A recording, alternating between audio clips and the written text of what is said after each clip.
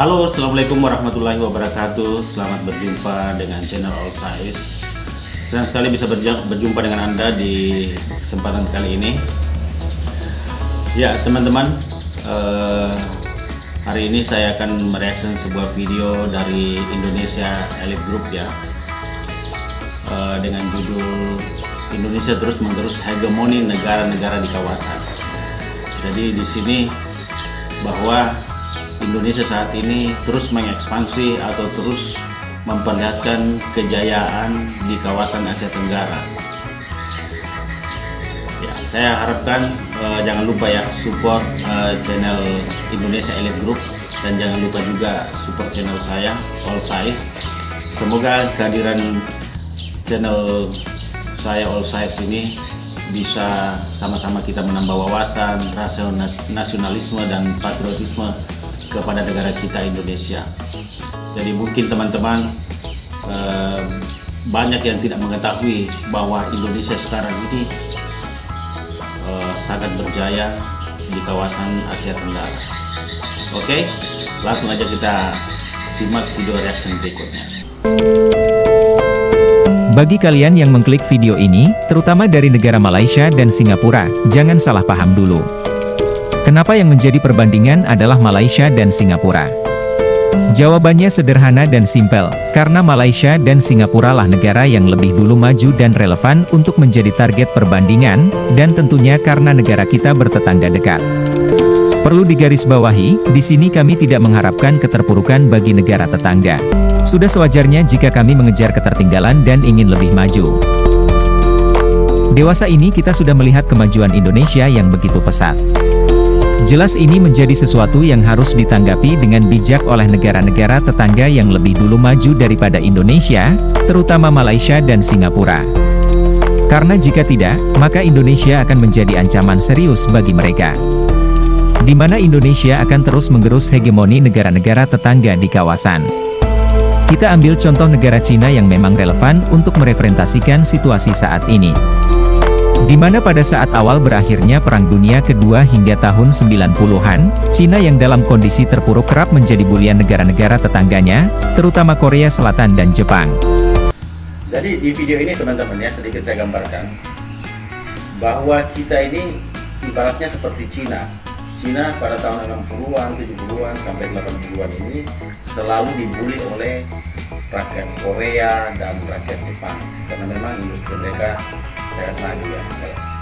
Dan hal yang sama juga terjadi terhadap negara kita Indonesia, selalu dibully oleh orang Malaysia, ya orang Malaysia khususnya, yang menganggap kita ini rendah sebagai negara babu, karena begitu banyaknya TKI yang ada di Malaysia, negara yang tidak maju, negara yang korup dan sebagainya.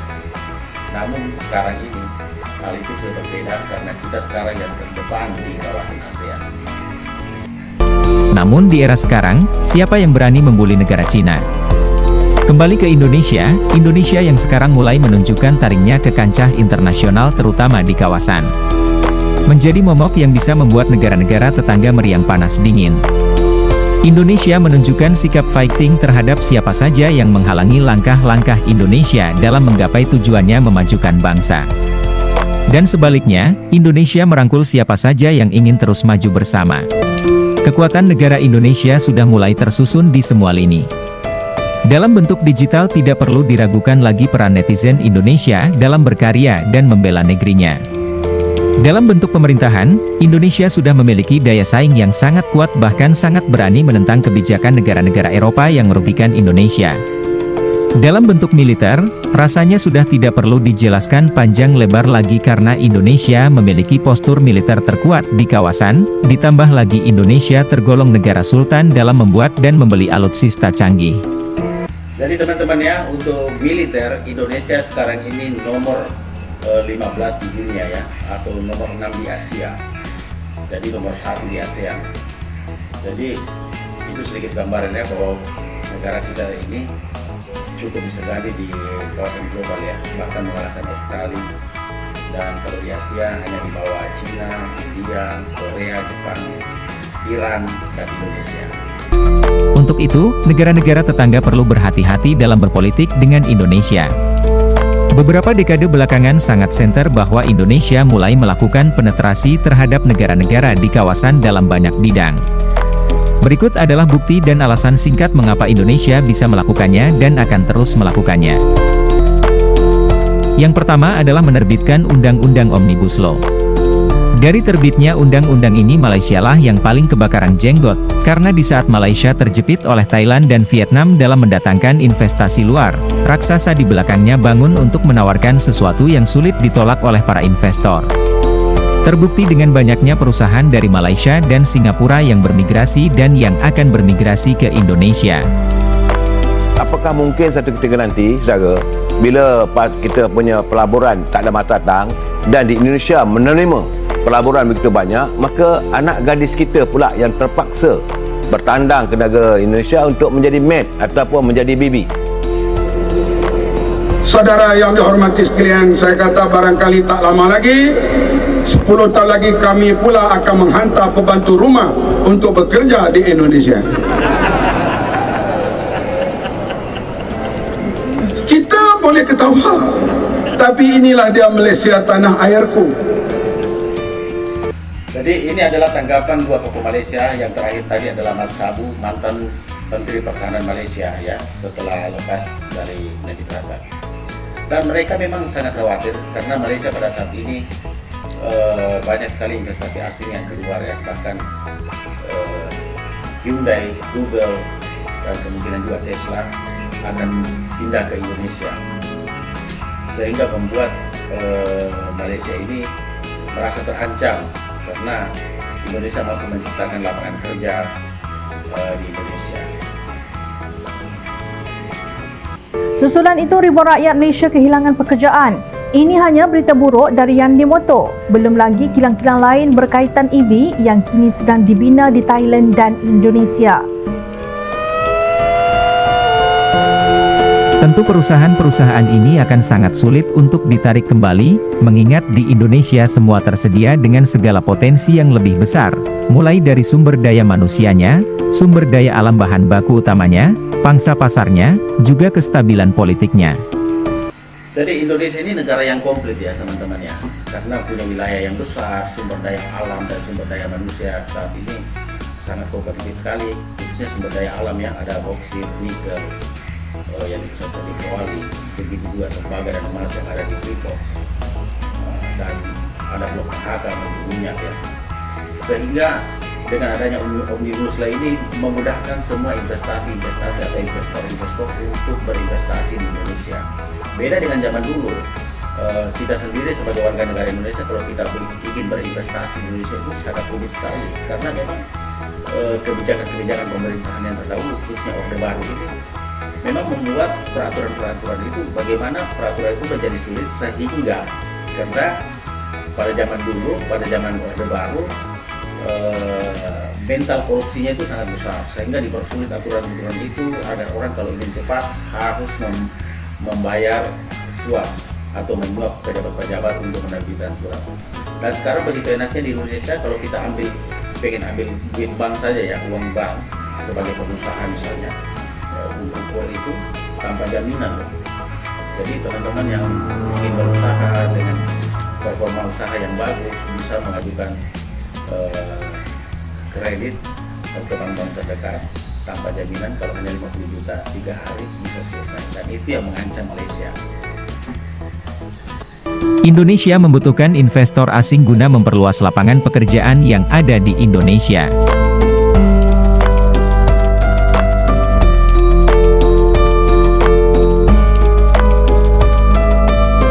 Yang kedua adalah teks amnesti 18 Juli 2016, kali ini giliran negara Singapura yang panas dingin. Kita ingat sewaktu Perdana Menteri Singapura berpidato tentang Indonesia setelah berjumpa Jokowi di awal jabatannya. Perdana Menteri Singapura begitu meremehkan Indonesia pada saat itu. Dia mengira bahwa kebijakan Indonesia akan sama saja, Indonesia tidak akan bisa bergerak maju. Namun, dalam beberapa tahun setelahnya, pemerintah Indonesia memberikan jump scare kepada Singapura. Mungkin di saat dia melihat pidatonya terdahulu dia akan malu sendiri. I met President Jokowi he asked me to ask Singapore companies to invest more in Indonesia. They need infrastructure, they have projects, they want Singapore companies to come in. We are already Indonesia's biggest foreign investor. They are 50 times bigger than us, 250 million people. From time to time they remind us of that. But to make investments, to help with their economy, they think, well, this little guy, he can make a contribution, he can help us. That's not bad. Teks amnesti atau pengampunan pajak bagi yang memindahkan tabungannya dari negara Singapura ke Indonesia, jelas akan memukul perekonomian negeri Singa tersebut jika terrealisasi seutuhnya.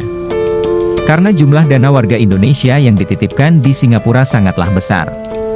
Menurut data Lembaga Keuangan Merlin yang dikutip dari Kompas, dari sekitar 550.000 orang kaya di Singapura, sepertiganya adalah warga negara Indonesia. Dalam negosiasi politiknya dengan Indonesia, Singapura seakan mendukung teks amnesti, tetapi dalam real kenyataannya dapat dipastikan Singapura selalu menjegal setiap prosesnya. Jadi sedikit saya jelaskan teman-teman ya, masalah teks amnesti ya, bahwa teks amnesti ini adalah memudahkan orang-orang yang punya uang banyak atau konglomerat yang menyimpan uangnya di Singapura atau di Swiss itu untuk tertarik menyimpan uangnya di Indonesia. Dan itu terbukti ya, banyak sekali orang-orang kaya yang dulu menyimpan uang di Singapura sekarang sudah membalikan modal di Indonesia. Dan itu sangat memukul Singapura karena dengan menyimpan uang di Singapura, otomatis Singapura mempunyai banyak modal yang tersimpan di bank mereka untuk membangun infrastruktur. Dan isu-isu yang kemarin yang pernah sempat saya dengar bahwa demo-demo amnesti, teks amnesti dan juga omnibus law ini ada peranan dari negara-negara luar sebagai bandar untuk melakukan demo untuk menggagalkan teks amnesti karena menjadi ancaman negara-negara tetangga seperti halnya permodalan dan juga investasi. Ya, negara Singapura adalah negara yang lebih cerdik membaca potensi Indonesia serta sangat berhati-hati dalam berucap dan bertindak. Namun, Indonesia sekarang tidak bodoh lagi. Pemerintah gencar melakukan sosialisasi kepada para warga Indonesia yang menitip dananya di luar negeri terutama Singapura agar memanfaatkan program teks amnesti. Pemerintah memberlakukan teks amnesti guna memberi ketertarikan bagi warganya untuk memindahkan tabungannya ke negara sendiri, sehingga negara mendapatkan tambahan modal dari dana-dana tersebut. Dan sedikit tambahan teman-teman ya, bahwa orang kaya di Indonesia ini sekitar 56 juta bandingkan dengan penduduk Malaysia yang hanya 30 juta, sedangkan penduduk Singapura ini hanya sekitar 6 juta. Jadi dengan kekuatan orang kaya di Indonesia ini, konglomerat Indonesia ini 60 juta itu angka yang sangat besar. Jadi kalau dari segi ekonomi, 3 negara ASEAN atau 4 negara ASEAN yang disatukan ekonominya, Indonesia masih tetap nomor 1. Belum lagi masalah teks amnesti selesai, Indonesia menambah tekanan terhadap perekonomian Singapura dengan membangun pelabuhan-pelabuhan internasional berskala besar di Selat Malaka. Tentu ini akan menjadi sesuatu yang tidak menyenangkan bagi Singapura mengingat pendapatan utama Singapura digantungkan pada sektor jasa pelabuhan.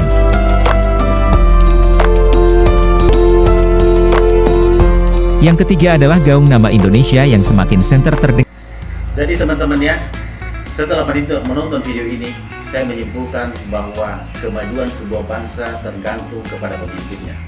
Jadi sedikit saya mengulas ya, bahwa di zaman Orde Baru kita punya pemimpin yang namanya Suharto, sedangkan Singapura ada Lee Kuan Yew dan juga Malaysia ada Mahathir. Ketiga karakter pemimpin ini berbeda-beda. Lee Kuan Yew sadar dengan negaranya Singapura bahwa negaranya kecil, tidak punya sumber daya alam, sehingga mereka membangun sumber daya manusia dengan pendidikan dan juga infrastruktur, khususnya jasa pelabuhan ya, penyewaan pelabuhan. Karena mereka sadar bahwa Singapura itu terletak di Selat Malaka atau wilayah perairan internasional yang sangat ramai sekali. Jadi sumber devisa Singapura ini adalah sumber pengolahan dan juga jasa pelabuhan. Dan kedua, Lee Kuan Yew juga sadar bahwa Indonesia ini adalah merupakan mempunyai sumber daya alam yang sangat besar sekali, sehingga mereka membangun industri pengolahan kayu, ikan, dan juga yang paling sangat nggak habis pikir ini, mereka membangun sumber pengolahan minyak bumi. Jadi mereka beli minyak bumi yang mentah dari Indonesia, kemudian mereka mengolahnya menjadi bensin, pertalite, pertamax, kemudian dibeli dengan mahal oleh Indonesia. Nah, itulah hebatnya Singapura di bawah kepemimpinan Lee Kuan Yew. Dan begitu juga Mahathir Muhammad. Mahathir Muhammad dengan gaya kepemimpinan yang membangun semua infrastruktur, baik bandara di seluruh negara bagian dan juga jalan, sehingga investor-investor asing dan juga yang ada di berbagai negara masuk ke Indonesia, masuk ke Malaysia, sehingga mereka menciptakan lapangan kerja yang sangat besar, sehingga orang-orang Indonesia berbondong-bondong ke Malaysia untuk bekerja. Jadi ini ada perbedaan gaya kepemimpinan. Sedangkan Indonesia sendiri pada saat itu di bawah kepemimpinan Soeharto, Tony Soeharto, ekonomi Indonesia ini hanya dipegang oleh anak-anak dari penguasa pada saat itu, dan juga pembangunan Indonesia hanya berkecimpung di Pulau Jawa, sehingga Indonesia tidak mempunyai daya saing untuk berkembang di luar Jawa. Jadi kesimpulan saya, kemajuan sebuah bangsa adalah tergantung kepada pemimpinnya, dan kita sekarang harus bangga karena Indonesia sekarang sudah terdepan dibanding negara-negara di Asia, khususnya Malaysia dan Singapura. Oke teman-teman, terima kasih banyak sudah menonton video reaction saya ya. Jangan lupa support Indonesia in YouTube ya, dan juga support channel saya. Jangan lupa subscribe channel All Size. Jadi sekian saja. Wassalamualaikum warahmatullahi wabarakatuh. Sampai jumpa.